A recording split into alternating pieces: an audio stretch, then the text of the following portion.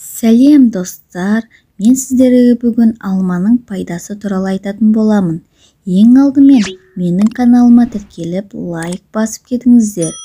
Алманың құрамында С, В1, В2, Р, Е дәрумендері мен кальций, калий, фосфор, натрий, мырыш микроэлементтері бар.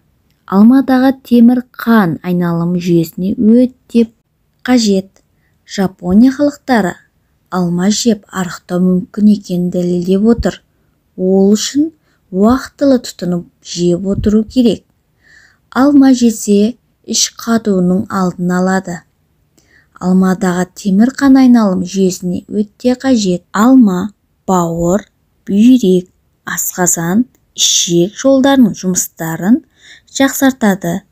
Бет терісінің түсін жақсартып, жас әрі күтімді етіп көрсетеді. Холестерин мөлшерін азайтып, іш қатудың алдын алады.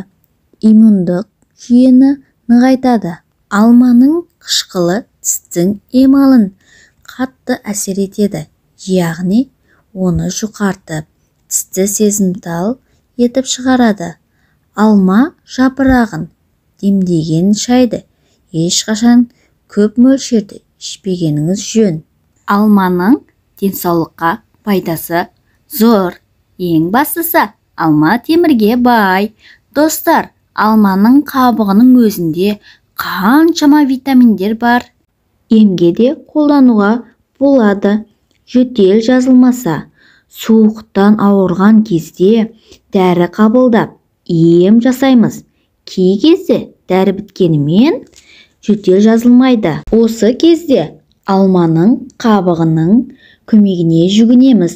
Ол үшін бір ас қасық ұсақталған, туралған алма қабығының бір стакан қайнаған су құйып бетіне жауып қоямыз. Шамамен 40 минуттан соң дайын болған тұнбаны сүзіп аламыз. Дайын болған шәрбатты күніне 2 реттен жарты стакан шәрбатымызды қабылдап отырамыз. Кемінде 3 күн қабылдаймыз. Сонда жөтелден бір жола құтылатын боламыз. Достар, және де алманың қабығы басқа ауруларға ем болады. Менің каналыма тіркеле кетіңіздер. Мен кейінгі жолы сіздерге алманың зиян жақтарын айтатын боламын.